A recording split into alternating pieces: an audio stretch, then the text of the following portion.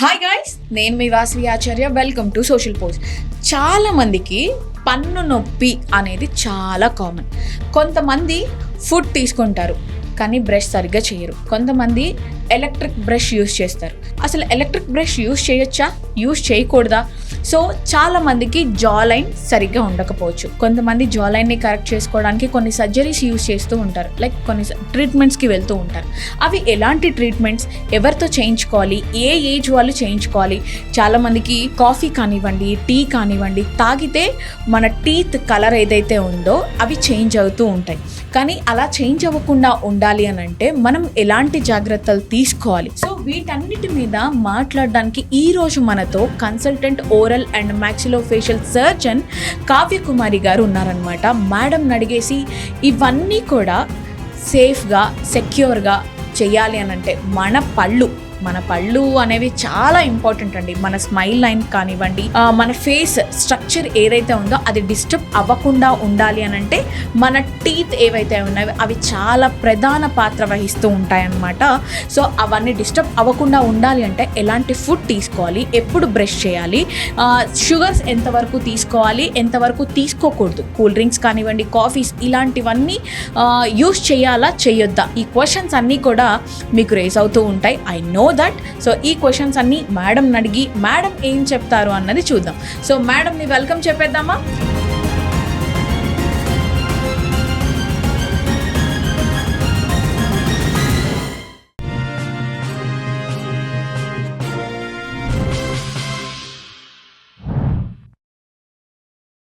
Hi ma'am.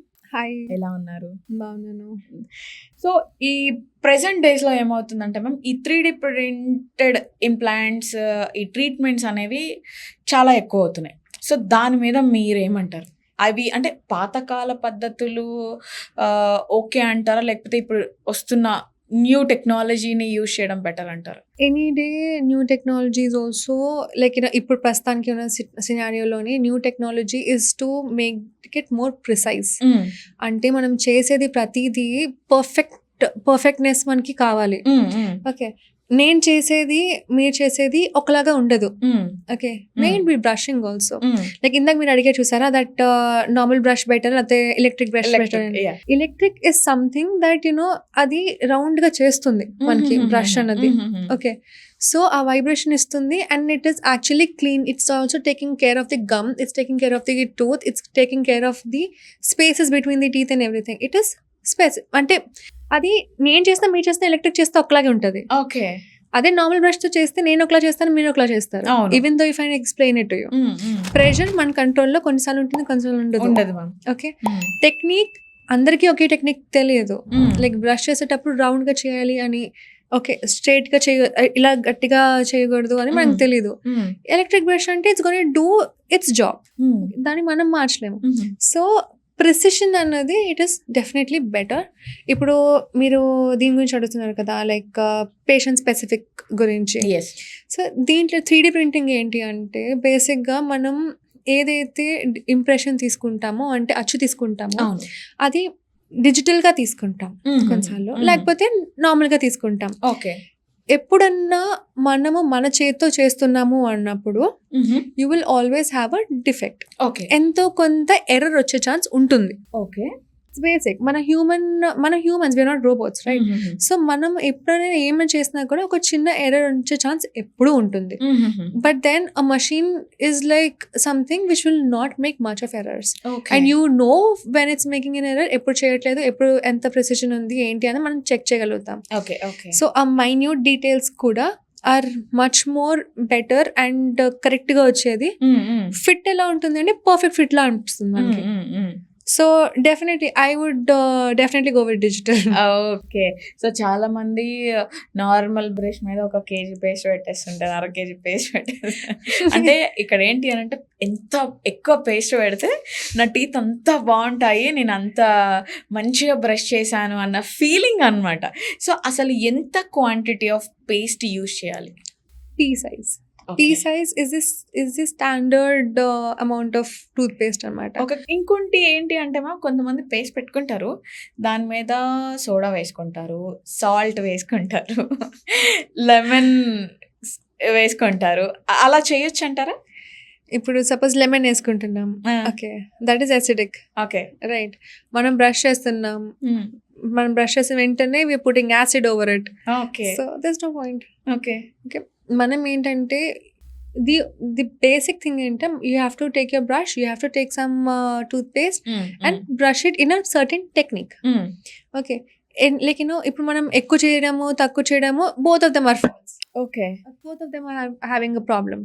తక్కువ చేసినప్పుడు not everything is cleaned up properly కదా. అదే మనం ఎక్కువ చేసినప్పుడు ఏంటి, పళ్ళు అరిగిపోతుంది, ఎనామిల్ డిస్టర్బ్ అవుతుంది. సో లైక్ ఐడియలీ ఒక 2 to 3 minutes is what we have to brush. Okay. And then it should be in small circular motion anamata. Small circular motion.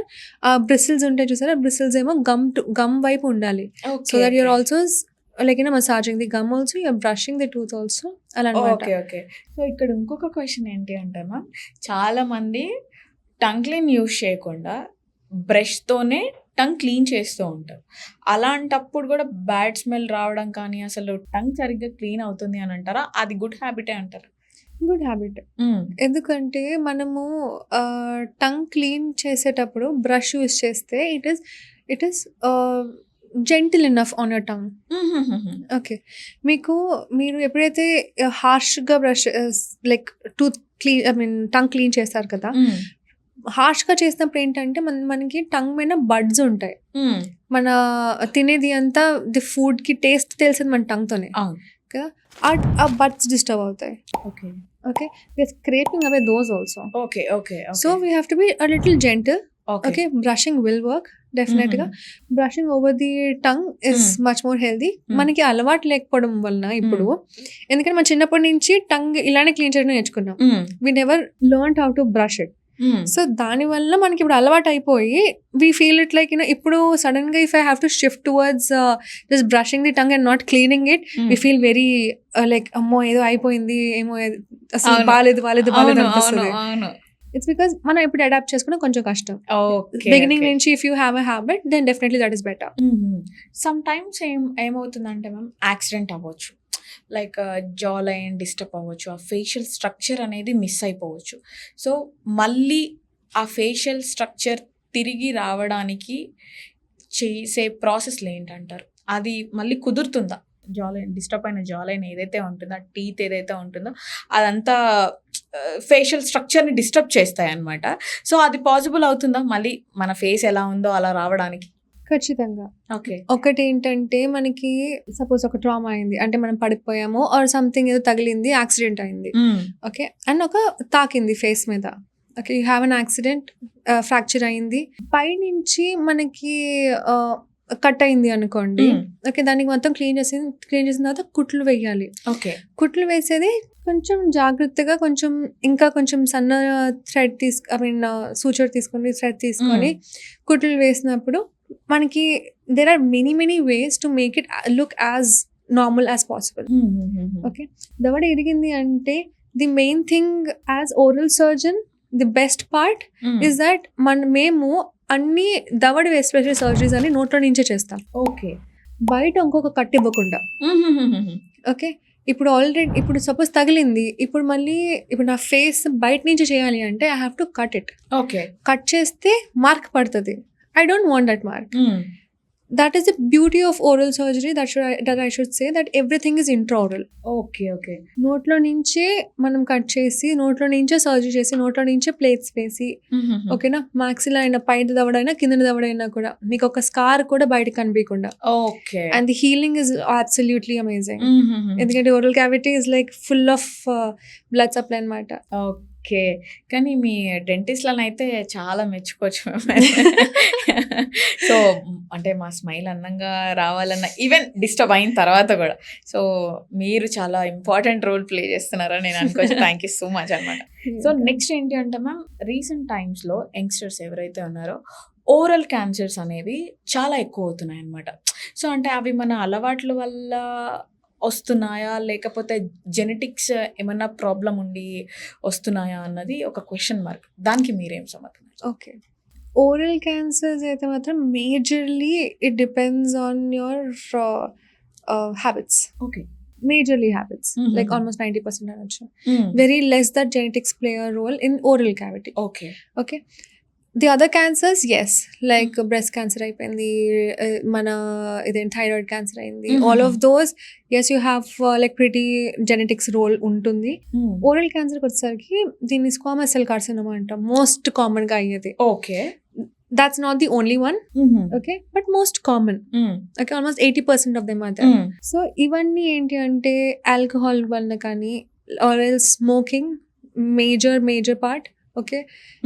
And ఇది ఉంటుంది కదా బీటిల్ నట్, మనం గుట్కా తింటారు కదా, అవును ma'am, that is a major part which దాని వలన మనకి ఎక్కువ ఇవి వచ్చేవి. ఓకే, స్టార్టింగ్ లోనే ఇఫ్ యూ మనము చూసుకున్నాము అంటే, ఒకసారి చెక్ చేసుకున్నప్పుడు అందుకంటే మోస్ట్ కామన్ గా మనకు అనిపించేది ఏంటి అంటే, నోట్లోనే మనకి బర్నింగ్ సెన్సేషన్ లా స్టార్ట్ అవుతుంది.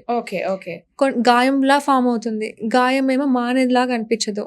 ఓకేనా, అక్కడ స్వెల్లింగ్ లా అనిపిస్తుంది. స్వెల్లింగ్ అంటే మనం వాపు అనుకుంటాం బయట నుంచి, కానీ అలా కాదు, లోపలే మనకి గ్రోత్ లా అనిపిస్తుంది అనమాట, అక్కడే స్వెల్ అయిపోతుంది అన్నట్టు. అలాంటివి కానీ మానవు, అక్కడి నుంచి రక్తం వచ్చే ఛాన్స్ ఉంటుంది. ఇలాంటివన్నీ కొన్ని సైన్స్ అన్నమాట, దట్ యునో మనం ఒకసారి వెళ్ళి చూపించుకోవాలి అన్నానికి. సో ఇంకొకటి ఏంటి అంటే మ్యామ్, ఇప్పుడు ఈ బొటాక్స్ అనేవి చాలా రెగ్యులర్ అయిపోయాయి. అవి కేవలం రింకిల్స్ని కంట్రోల్ చేయడం కోసమేనా, లేదు అని అంటే ఈ జా లైన్ పెయిన్ నుంచి ఏమన్నా రిలీఫ్ కోసం అంటారా? ఒకటైతే మోస్ట్ కామన్ గా మనం వాడేది అయితే for facial aesthetics. Okay, that is like you have crow feet కానీ, లేకపోతే బోటాక్స్ అనేది ఒక టాక్సిన్. ఓకే, అది ఏం చేస్తుంది మనకి, ఇప్పుడు హైపర్ యాక్టివిటీ ఉంటుంది చూసారు నర్వ్ ని యాక్షన్ లేకుండా ఆపుతుంది అనమాట, దాని యాక్షన్ తక్కువ చేసేస్తుంది. Okay, that is how it's used.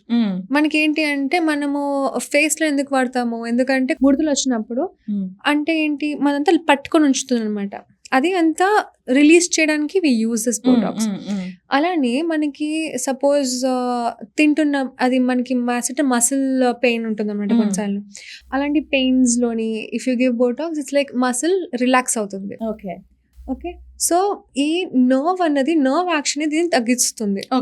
Okay, అదే నర్వ్ మనకి ఏదైతే ట్విచ్చింగ్ లాగా అనిపిస్తుందో, అంటే మనకి ఈ మసిల్ ఉంది కదా, తినేటప్పుడు నొప్పి ఎక్కువ ఉంటుంది అనమాట కొంతమందికి, అది దాని అంతటా అదే స్టార్ట్స్ గట్టిగా అవడం అవుతుంది. ఓకే, కొంతమందికి ఏంటి అంటే పొద్దున్న లేవగానే పన్ను నొప్పి అనిపిస్తుంది. అది ఎందుకంటే యూజువల్ గా బ్రాక్సిజం అంటాం అనమాట, రాత్ర గ్రైండ్ చేసేస్తాం మన పళ్ళని అనుకుంటూ, కొంచెం ప్రెషర్ పెట్టేస్తాం, వీ డోంట్ నో. సో ఇలాంటి ప్రాబ్లమ్స్ లోని we can use Botox. Okay, so అంటే మీ సర్వీస్ లో చాలా మందిని పేషెంట్స్ ని చూస్తూ ఉంటారు, అంటే డిఫరెంట్ రీజన్స్ చెప్తారు, డిఫరెంట్ గా మాట్లాడుతూ ఉంటారు, వాళ్ళ ఫీలింగ్స్ ని ఎక్స్ప్రెస్ చేస్తూ ఉంటారు. మీకు అలాంటి పరిస్థితులు ఎప్పుడైనా ఎదురయ్యా? అంటే లైక్ పేషెంట్స్, మేడం ఇది కాదు, ఇలా చేయండి మేడం, నాకు వద్దు, పెయిన్ గా ఉంది, ఇలా ఉంటాయి కదా చాలా. Like what I believe is అన్నిటికంటే scary is when you are looking at that doctor working on you. Okay, ఎందుకంటే మనము ఓకే చెయ్యి అనుకోండి, ఇలా ఇచ్చి ఇలా తిరగచ్చు, నోట్లో చేసేటప్పుడు మనం తిరిగిలేము, ఆ ఫీల్ అంతా ఇక్కడే ఉంటుంది. అది ఓకే, కానీ at least you can get diverted towards something else. But then here it is like when our doctor is doing it in your mouth, like and you have to keep it open and everything, it is a little scary. I can understand. So probably I have enough of experience getting all of these things done. Like I got my tooth removed, like జ్ఞానంతా నేను తీపిచ్చేసుకున్నాను. Okay, I know how it is, like, you know, how it feels. Okay, so I understand now what the patient also feels. Okay, ఇప్పుడు పేషెంట్కి ఎలా feel అవుతుంది, ఒక injection ఇచ్చినప్పుడు should it be soft, should it be hard and everything. Probably ఒక పేషెంట్తో మాట్లాడేటప్పుడు వాళ్ళకి first assurance ఇచ్చినప్పుడు is when half of the treatment is done. Okay, దాని తర్వాత ఎనెస్థీషియా ఇచ్చిన వెంటనే ఇట్స్ లైక్ మొత్తం ట్రీట్మెంట్ అయిపోయినట్టే. దాని తర్వాత ఏం తెలీదు, it will be like, you know, perfectly normal. చాలా డిఫరెంట్ కేసెస్ ని చూసుంటారు మ్యామ్, అందులో ఒకటి షేర్ చేసుకోండి మాతో. చాలా ఇది గుర్తుండిపోయింది నాకు అని చెప్పేసి. గుర్తుండిపోయింది టైప్స్ అయితే ఎక్కువగా చేసిన సర్జరీస్ అయితే దే ఆర్ టూత్ జా నుంచి తీసే surgeries. Okay. And the next one would be trauma మేము చేసింది.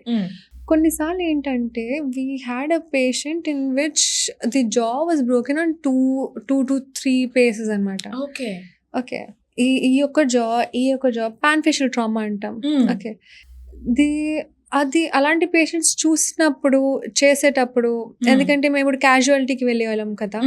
ఇప్పుడు గవర్నమెంట్ డెంటల్ కాలేజ్ అంటే we have casualty also where you have to go. Usually OMFS అందరికీ ఉంటుంది. అక్కడికి వెళ్ళినప్పుడు నాకు బాగా గుర్తున్న ఒక ఇన్సిడెంట్ ఏంటంటే patient would be under influence of alcohol. Okay. Okay, ఇప్పుడు now he is not going to let you touch him only. Okay, కానీ he can choke. Okay. Okay, ఇప్పుడు నోట్లోని ఫ్రాక్చర్ అయింది అంటే బ్లీడింగ్ ఉంటుంది, బ్లీడింగ్ అయింది ఎక్కువ అండ్ హీస్ నాట్ కాన్షియస్ అన్నప్పుడు he can choke. Okay, that would be one of the greatest nightmares, to hold the patient and do something కొంచెం పట్టుకొని చేసి and then patient would be like నాకేం వద్దు అని. సో అన్కంట్రోల్డ్గా ఉంటుంది అనమాట కొన్నిసార్లు. Okay. Okay. Okay. So that was one of the case when I felt oh my god. So army కాలేజ్లో డాక్టర్ చేయడం అనేది మీకు ఎలా అనిపించింది? అంటే ఆ క్రమశిక్షణ అనేది even not only in college, even army డిపార్ట్మెంటే అలా ఉంటారు. చాలా స్ట్రిక్ట్గా, చాలా రూల్డ్గా అలా ఉంటారు. టైంకి అయిపోవాలి, టైం టు టైం ఉండాలి, మేనేజ్మెంట్ ఎవ్రీథింగ్ ఏదైతే ఉందో అలా ఫాలో అవుతూ ఉంటారనమాట. బట్ మీరు అక్కడ డాక్టర్ చేయడం జరిగింది. సో మీ ఫీలింగ్ ఎలా ఉంది? ఒకటి ఏంటంటే I would feel it great privilege. Okay, there are many colleges that I could get, but this was my favorite to get into, and I was like I wanted to go there annattu vellanu. Okay. So it was exactly for how I thought it to be.